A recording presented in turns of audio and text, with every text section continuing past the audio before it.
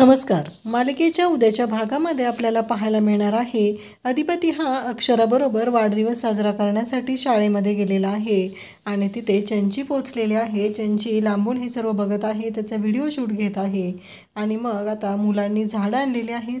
अधिपतीच्या वाढदिवसानिमित्त वृक्षारोपण करायचं अंतराने ठरवलेलं आहे आणि त्या पद्धतीने तिने मुलांनाही बोलवून घेतलेलं आहे. तर इकडे आपल्याला पाहायला मिळतं की अधिपती म्हणतो, मी हाडाचा शेतकरी, चला मी खड्डा खांदतो, असं म्हणत त्याने कुदळ हातात घेतलेली आहे आणि कुदळीचा तो ठोका मारतो तेव्हा ती कुदळ आहे ती अधिपतीच्या पायाला लागते. त्याला खूप गंभीर अशी दुखापत होते.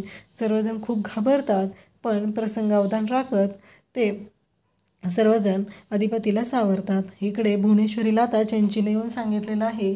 अक्षरा घरी पोचायच्या आधी ही बातमी भुवनेश्वरीला समजलेली आहे आणि भुवनेश्वरी म्हणते, हा घाव अधिपतींवर नाही झाला तर आमच्या काळजावर झालेला आहे आणि भुवनेश्वरी तावातावाने निघालेली आहे. थँक्यू.